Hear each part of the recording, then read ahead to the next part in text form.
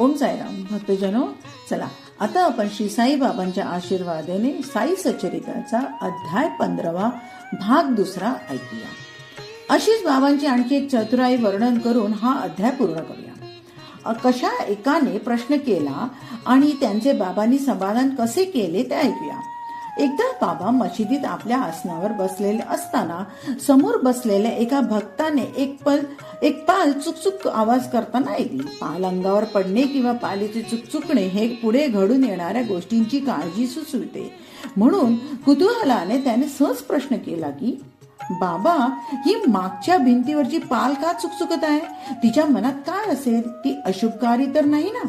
त्यावर बाबा म्हणाले, औरंगाबाद येऊन तिची बहीण येथे भेटायला येत आहे, म्हणून तिला आनंदाचे भरते आले. आधी पाल तो केवढासा प्राणी, तिला कुठले आई बाप व कुठले भाऊ बहीण, तिला संसारातील व्यवहार संबंध कुठून असणार? म्हणून बाबांनी काहीतरी गमतीने उत्तर दिले असे मानून तो भक्त क्षणभर स्वस्थ बसला. इतक्यात औरंगाबाद येऊन एक गृहस्थ बाबांचे दर्शन घेण्याकरता घोड्यावरून आला. त्यावेळी बाबा स्नान करीत होते. त्याला पुढे जायचे होते आणि चंदी वाचून म्हणजे घोडे वगैरेंना नित्य द्यायचे दाणा. घोडे चालत नसते म्हणून थोडे हरभरे विकत घेण्यासाठी तो बाजाराकडे निघाला. या नवीन सौदागराकडे प्रश्न विचारणारा आश्चर्याने पाहू लागला. इतक्यात सौदागराने बगलेतला तोबरा म्हणजेच हरभरे इत्यादी भरून घोड्याच्या तोंडाला लावण्याची पिशवी कचरा झाडण्यासाठी झटकला. जमिनीवर उपडा म्हणजे तोंड खाली करून आपटताच त्यातून एक पाल बाहेर पडली आणि घाबऱ्या सर्वांच्या समोर सर पळाली. प्रश्न विचारणाऱ्याला बाबा म्हणाले, आता तिच्यावर लक्ष ठेव. पालीची बहीण ती हीच. तिची चमत्कृती पहा. ती जी तेथून तडक निघाली ती आपली मोठी बहीण जिकडे चुकचुक करीत होती त्या आवाजावर रोख धरून चकमक थुमकत चालली. बहिणींची ती गाठ, खूप दिवसांनी झालेली भेट, गाढ आलिंगने देऊन त्या एकमेकींची सारखी चुंबने घेऊ लागली.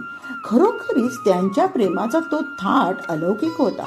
एकमेकींना त्या गिरक्या घालू लागल्या, आनंदाने भिरक्या मारू लागल्या, उभ्या आडव्या तिरक्या मनाला येईल तशा फिरक्या मारू लागल्या.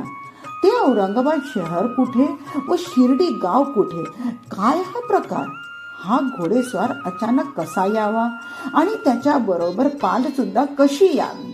पाल असेल औरंगाबादची, तोबऱ्यामध्ये शिरलेली पण असेल, परंतु त्या प्रश्नोत्तराची अनुकूल वेळ कशी नेमकी आली? पाल काय चुकचुकावी? त्या भक्ताला प्रश्न विचारण्याची स्फूर्ती ती काय व्हावी? त्याचा गर्भितार्थ बाबांनी समजून काय सांगावा आणि अनुभवी काय लगेच यावा? असा अप्रतिम योग लाभला. बाबांचे विनोदावर सदा प्रेम होते. संतजन अनुपम साधने योजून भक्तांचे कल्याण वृद्धिंगत करतात. पहा, हा जिज्ञासू नसावा तर पालीकडच्या चुकचुकण्याचा अर्थ कोणाला कळला असता आणि साईबाबांचा महिमा कसा समजला असता? अनेक वेळी चुकचुकणाऱ्या पाली सर्वांना ठाऊक आहेत, परंतु त्या चुकचुक शब्दांचा अर्थ किंवा त्या पाली संबंधी माहिती कोणी कधी विचारली होती काय? सारांश या जगाच्या खेळाच्या पूर्वी करून ठेवलेल्या योजना गुप्त कोणालाही न कळणाऱ्या असतात. त्याबद्दल कोणालाही आधी तर्क करता येत नाही आणि म्हणून त्या घडल्यावर सगळ्यांना आश्चर्य वाटते. उलट या पाली चुकचुक आवाज करू लागल्या म्हणजे काही अनर्थ घडेल असे सुचविले जाते. परंतु त्यावेळी तोंडाने कृष्ण कृष्ण असे म्हटले तर येणारा अनर्थ टळतो असे लोक म्हणतात. आवाजाचा अर्थ काही असो, ती आश्चर्यकारक कृती नव्हे. आपल्या भक्तांना आपल्या पायी दृढ बसवण्यासाठी बाबांची उत्तम युक्ती होती.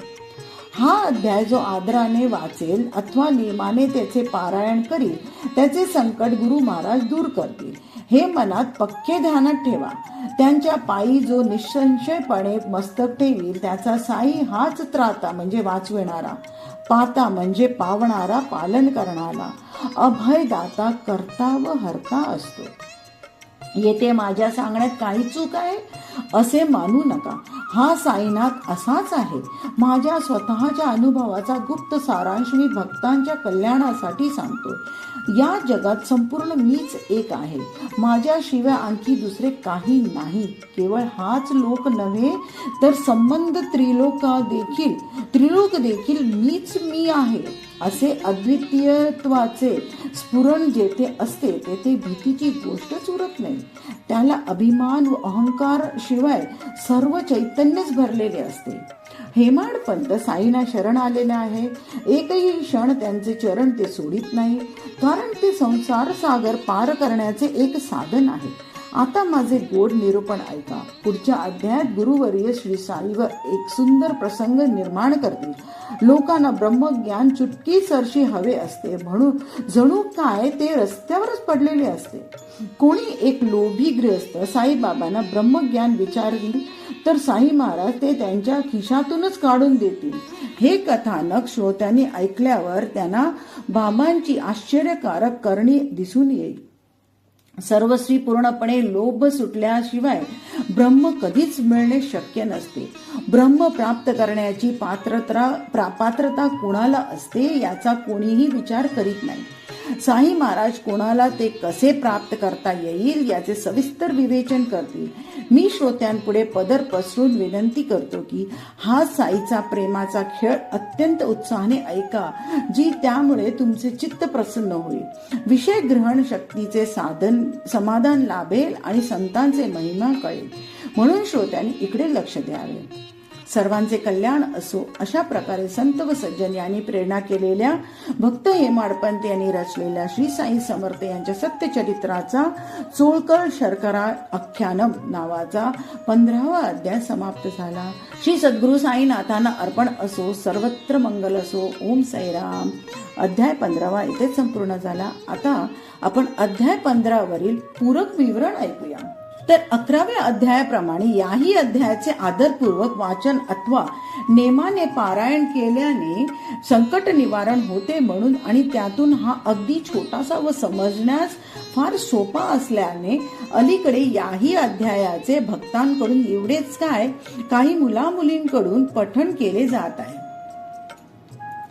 वाचील जो हा अध्याय आदरी अथवा नेमाने आवर्तन करी तयाचे संकट गुरुराया निवारी खून अंतरी दृढ बांधा.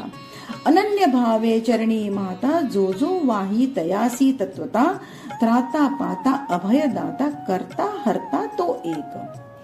तर या अध्यायाच्या वरच्या फलश्रुतीचे मलाही बरेच अनुभव आलेले आहेत.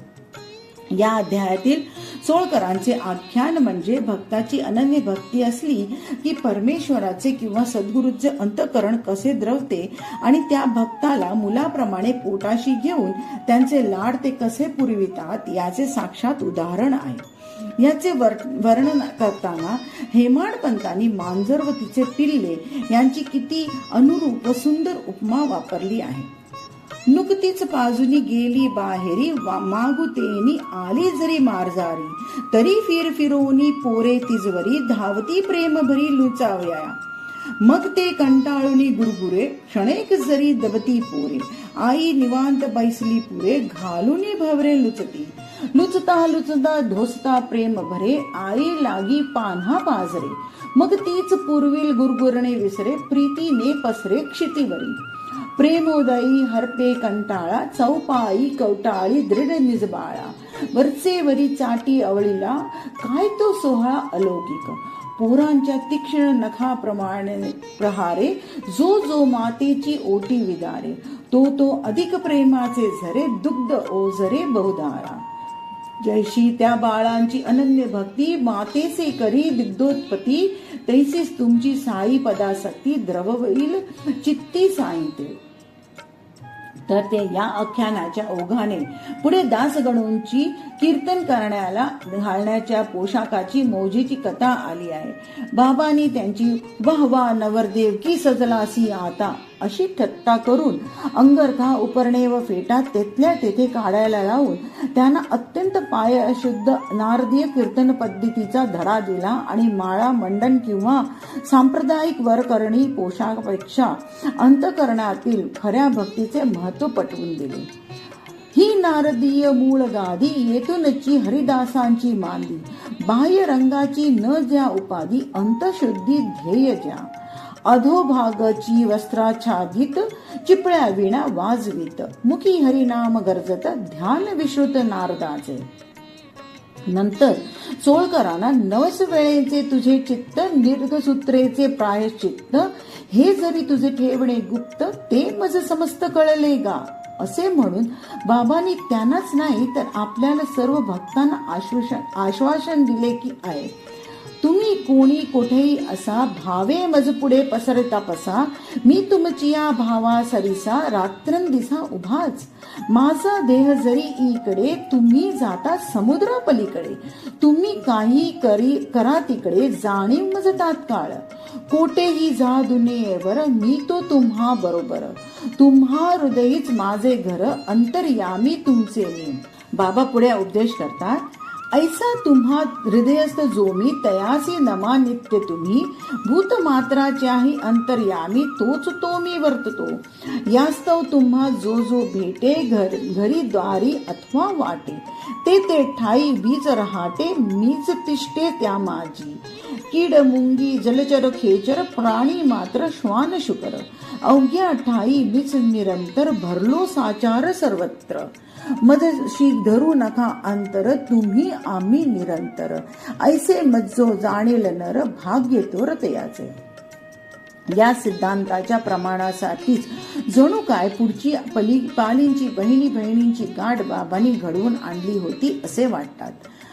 त्या पालींशी एकात्मता असल्याशिवायच का बाबांच्या त्यांच्या एकमेकीस घालीत गिरक्या, आनंदाने मारीत भिरक्या, गेल्या उभ्या आडव्या तिरक्या, स्वच्छंद फिरक्या मारीत, जे कारण कळले असते तसे जगाचा हा खेळ सूत्रे गुप्त आणि अकळ चालविणारे स्वतः बाबा नसते तर पाल चुकून त्याबद्दल कोणी प्रश्न विचारणे आणि औरंगाबादेहून घोड्यावरून येणाऱ्या गृहस्थाच्या तोबऱ्यातून दुसरी पाल निघणे या गोष्टी घडवून आणणे त्यांना शक्य होते का?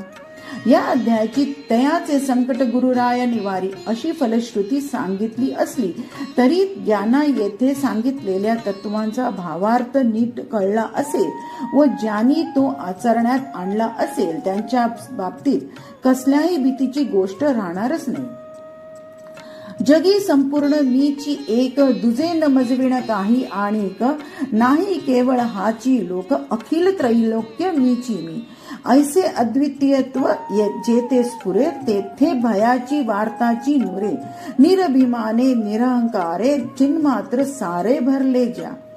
कसेही असो उपदेशार्थ बाबा तत्पर असल्याने ते ऐसे अवसर आणि चोळकरांचे दासगणूंचे किंवा पालीचे निमित्त करून सर्वांनाच उपदेश देते.